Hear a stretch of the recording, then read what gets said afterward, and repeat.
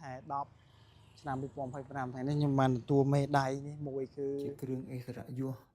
មេដាយព្រះរាជាណាចក្រកម្ពុជាថ្នាក់តបដិនបានថាជាមេដាយដែលកសាងប្រទេសជាតិសូមអរគុណទៅដល់ប៉ាម៉ាក់របស់ខ្ញុំដែលឪពុករបស់ខ្ញុំប្រទេសនេះដល់ឪពុករបស់ខ្ញុំឈ្មោះត្រាក់ស្រួយហើយម្ដាយរបស់ខ្ញុំឈ្មោះក្រេតស្មីគាត់បាន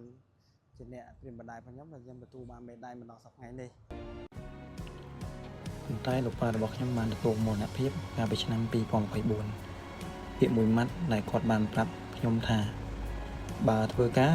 ឲ្យមកចប់កុំធ្វើលេងអសោះបើអញ្ចឹងមិនជោគជ័យទេកូនដោយសារតែពាក្យមួយឃ្លានេះទើបខ្ញុំបានទទួលមេដាយព្រះរាជាណាចក្រកម្ពុជាថ្នាក់តបដិនដែលមានអត្ថន័យថាការងារជួយស្ថាបនាជាតិ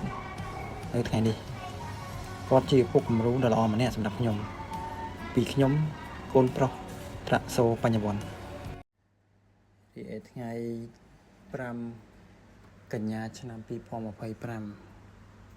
ខ្ញុំសប្បាយរីកដែលបានជួលម្ដាយរបស់ខ្ញុំហើយជាមួយ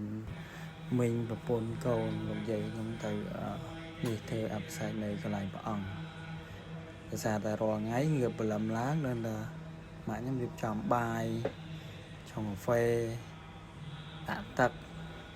ថាមិនទេកូនហើយលឿនឡានចេញចោលហើយព្រោះឡានម្ដងចេញមក7-5ដងទៅអត់ទាន់ឡានចេញចោលហើយល្ងាចឡើងនៅមកយឺតមិនបានល្ងាចមកយឺតម៉េះដោយសារតែយើងចេញពីភ្លានតាំងពីម៉ោង5តែមកម្ដងពេញម៉ោង6ឬក៏6:5-10ហើយបើសិនថ្ងៃភ្លៀងវិញ7កន្លះហើយមកដល់ផ្ទះអញ្ចឹងក៏ចង់នាំគាត់ទៅមើលថាគាត់ធ្វើការនៅកូនគាត់ធ្វើការនៅភ្លានមើលការងារធំណាអញ្ចឹងចង់បង្ហាញថាកូនមកគាត់នៅភ្លានគឺជាការងារមិនថាជួយការងារប្រទេសជាតិអញ្ចឹងត្រូវតែលះបង់ថាធ្វើការចេញព្រលឹមចូលប្រឡប់ហើយក៏ថាដល់ពេលក៏មកដល់ទៀតបើគាត់សប្បាយចិត្តថាអូបលៀនកូនខ្ញុំធ្វើធំហើយសម្រាប់លោកយាយខ្ញុំក៏ស្ប្រាយហើយទាំងមីងខ្ញុំអីហ្នឹងគាត់មើលទៅដូចចង់ទៅភ្នែកឲ្យលីងឡងខ្លះដែរបាទ